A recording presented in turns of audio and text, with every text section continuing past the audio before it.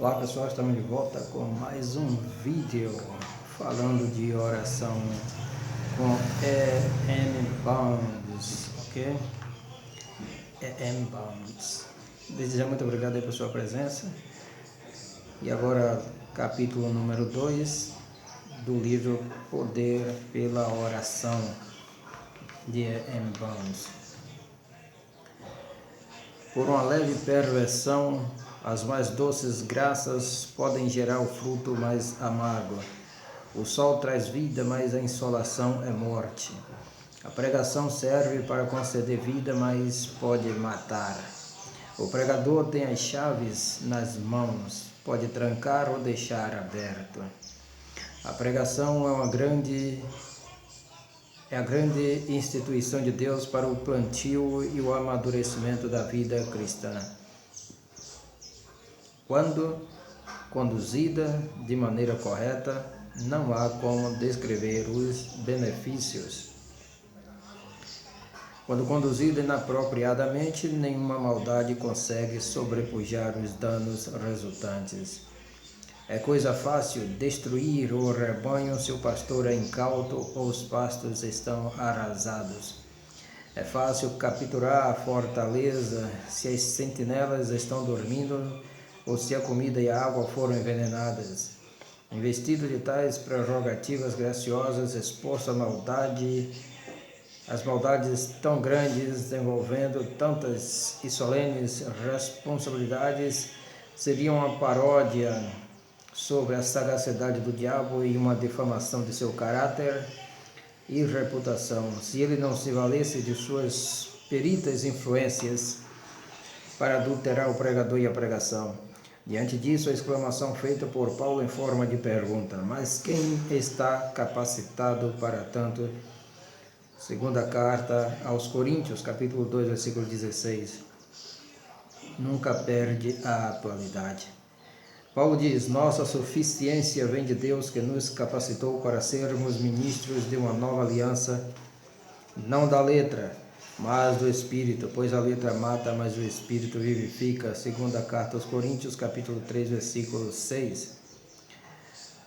O ministério verdadeiro é tocado, capacitado e feito por Deus. O Espírito de Deus está sobre o pregador em poder de unção.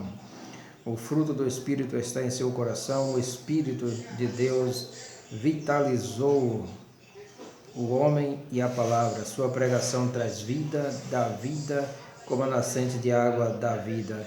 Traz vida como a ressurreição traz vida. Dá vida abrasadora como o verão dá vida abrasadora. Traz vida frutífera como o outono traz vida frutífera.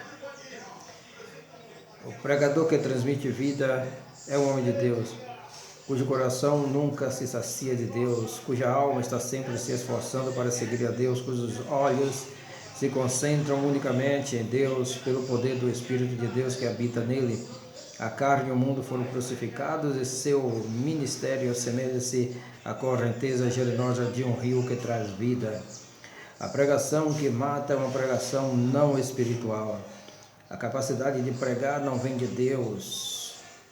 Fontes inferiores a Deus a energizam e a estimulam.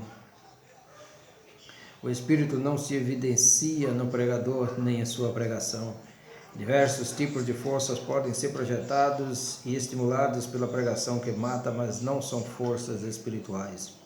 Elas podem guardar semelhança com as forças espirituais, mas não passam de sombras, de imitações, parecem ter vida, mas essa vida magnetizada. A pregação que mata é a letra.